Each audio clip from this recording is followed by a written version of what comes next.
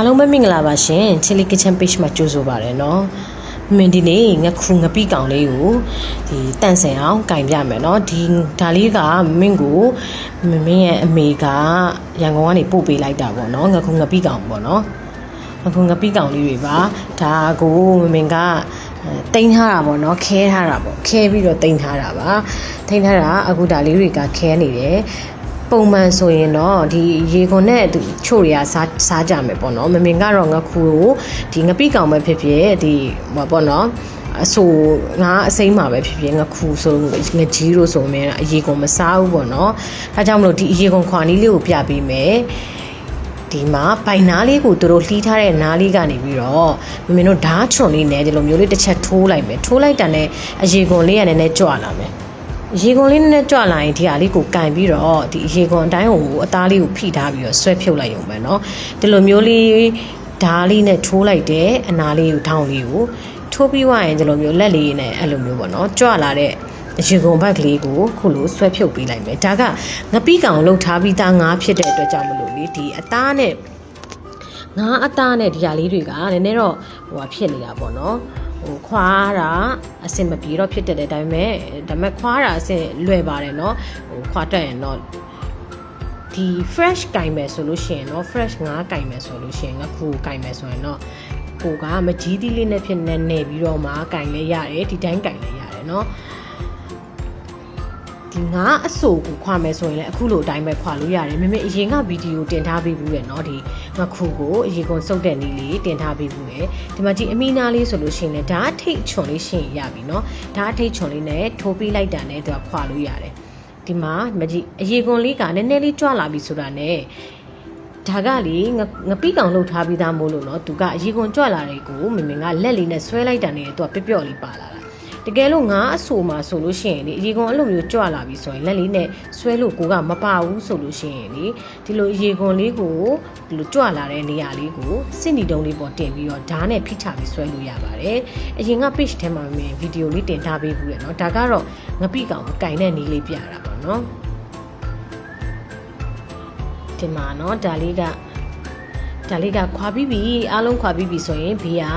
ဒီစူးလေးတွေကိုညှက်လိုက်မယ်ဒီအမီးလေးကိုဖြတ်ပြီးတော့ပေါ့နော်ဘေးနားလေးတွေလိုက်ပြီးညှက်လိုက်မယ်မမင်တို့ကကြတော့ဒီလိုမျိုးအရေကွန်နဲ့မစားတတ်ဘူးပေါ့နော်ဒါကြောင့်မလို့တိုက်လို့လည်းရတယ်နော်တိုက်တဲ့ဟာကိုကြတော့လည်းမမင်မစားတတ်ဘူးဒါကြောင့်မလို့မမင်ကဒီလိုမျိုးငခူတို့ငကြီးတို့အဲ့လိုမျိုးငပိကောင်ပဲဖြစ်ဖြစ်ဒီငါအဆိုပဲဖြစ်အရေကွန်ခွာပြီးမှစားပါတယ်ရှင်ဒီမှာနော်နောက်ထပ်တစ်ကောင်ထပ်ကင်ပြပါမယ်ဒီမှာသူတို့ဘိုင်နာလေးခွဲထားတယ်မခွဲထားဘူးဆိုလဲကိုပါတာကိုဘိုင်နာလေးကိုခွဲမယ်ပြီးတော့အဲ့ဘိုင်နာကအရေပြားလေးကိုမှဓာတ်အချွန်လေးနဲ့ကလော်လိုက်မယ်ဒီမှာကြည့်ဓာတ်အချွန်လေးနဲ့ကလော်လိုက်တာနဲ့လက်နဲ့ဒီလိုမျိုးဆွဲလို့ရပြီဒါကငပိကောင်လှုပ်ထားပြီးသားငါမို့လို့ဆွဲရတာလွယ်တယ်အရေပြားလေးကတကယ်တမ်းငါအဆူဆိုလို့ရှိရင်တော့နည်းနည်းလေးတော့ဟိုပြောနော်တင်းနေမယ်ဆွဲရတာဒီလိုတင်းနေမယ်ဆိုလဲဒီလိုဟသွားတဲ့အရေပြားလေးကိုမင်းခုနပြောသလိုပဲစီနီတုံးလေးပေါ်မှာတင်ပြီးတော့အပေါ်ကနေဓားလေးနဲ့အရေပြားပေါ်ကနေထောက်ချပြီးတော့ဆွဲချလိုက်ရင်လေသူကလေတကိုယ်လုံးကအရေပြားကလေစုပ်ပြီးတော့ပါလာလိမ့်မယ်เนาะဒီမှာဓားလေးနဲ့ဒီလိုမျိုးလေးကလန့်လိုက်ပါတယ်အကောင်သေးရင်လည်းခွာလို့ရတယ်အကောင်ကြီးလည်းခွာလို့ရတယ်မွေးမြူရေးမှမဟုတ်ဘူးပုံမှန်မင်းတို့ပုံမှန်ငခူရေးဆိုလို့ရှိရင်လည်းခွာလို့ရတယ်เนาะအမျိုးမျိုးဒါမျိုးကိုလုပ်ပြီးတော့ခွာလို့ရတယ်ဘယ်ငခူမျိုးမဆိုခွာလို့ရပါတယ်ဒီမှာတက်လာစစ်နီတုံးလေးနဲ့ဒီလိုမျိုးပေါ့နော်မင်းပြတယ်အလီစစ်နီတုံးလေးပေါ့အဲ့လိုတင်ထားပြီးတော့ရေပြားကိုဖိပြီးဆွဲချလိုက်လို့ရှိရင်ကွာပါတယ်နော်မင်းကဒီအခုလိုမျိုးလက်လေးနဲ့ခွာနေကြဖြစ်နေတော့လေလက်လေးနဲ့အဲ့လိုမျိုးဆွဲပြီးတော့စုပ်ရတာမင်းကလှုပ်လို့ရတာပေါ့နော်တချို့ကျတော့လက်တွေပိုင်းနာမှာဆိုရင်တော့စစ်နီတုံးလေးပေါ်မှာထောက်ပြီးတော့ဆွဲလိုက်လို့အခုလိုမျိုးဆွဲလိုက်လို့ရပါတယ်နော်ဒါမျိုးလေးတွေအကုန်လုံးကိုမင်းကခွာပြီးမှမင်းအသုံးပြုမှာပါအဆူပဲငါအဆူပဲဖြစ်ဖြစ်ငါ့ကိုငပိကောင်တိတ်ထားတာပဲဖြစ်ဒီလိုမျိုးလေးပဲလုပ်ပါတယ်မမင်တို့အမေအိမ်မှာဆိုရင်အမေကခုလိုမျိုးပဲလုပ်ပြီးမှချက်ပါတယ်เนาะဒါလေးတွေကိုနှုတ်မို့ဆိုလို့ရှိရင်လေညှိတာတွေပါဆိုလို့ရှိရင်မင်ကမခံစားနိုင်ဘူးလေဒါကြောင့်မလို့ ပြောလို့တာပြောတာမင်းခဏခဏလည်းပြောပူပါတယ်မင်းကငါးဆိုလို့ရှိရင်အရန်ကြိုက်တယ်ငါးဆိုလို့ရှိရင်တော်တော်များများကိုကြိုက်တယ်တော်တော်များများလည်းစားတယ်ဒါပေမဲ့လေညီပြီးဆိုလို့ရှိရင်တော့မင်းဘလို့မှမစားနိုင်ဘူးဒါကြောင့်မလို့ငါးတွေပါလေဆိုရင်လည်းမင်းညီတာတွေပါလေဆိုဖြစ်မှာအရန်ကြောက်တယ်เนาะဒါကြောင့်မလို့ကဲဒီမှာကြည့်မင်းခွာလိုက်တာအားလုံးခွာပြီးသွားပြီဒီမှာခေါင်းလေးတွေပဲကျန်တယ်ခေါင်းထိန်နာလေးမှာလည်းခွာလို့ရတယ်ဒါပေမဲ့မင်းကခေါင်းတော့မယူတော့ဘူးเนาะဒီအခုငပိကောင်ခေါင်းကလေကြော်လိုက်လို့ရှိရင်ဝါလို့ရတယ်ဆိုပေမဲ့မကြိုက်ဘူးလေမကြိုက်တော့ဒီခေါင်းလည်းဖြတ်ချပြလိုက်မယ်เนาะဒီမှာအဓိကပြချင်တာကဒီငါအဆိုမှာပဲဖြစ်ဖြစ်ဒီပေါ့เนาะငပိကောင်လှုပ်ထားတဲ့ငါမှာပဲဖြစ်ငါခုမှာအရန်ညှိတဲ့နေရာရှိပါတယ်ဒါကသူ့ရဲ့ဒီဘိုက်ခွဲထားတဲ့ဒီပါးဘီနာလေးမှာဟိုဘက်တစ်ဖက်ဒီဘက်တစ်ဖက်မှာတွေးခဲလေးရှိပါတယ်ဒီငခု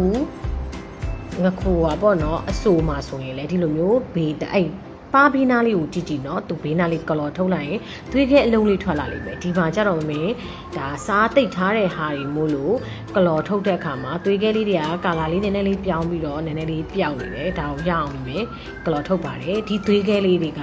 ငခုရဲ့အဓိကညှီတဲ့အပိုင်းပါเนาะအရန်ညှီပါတယ်ဒီသွေးခဲလေးတွေမထုံဘူးလေ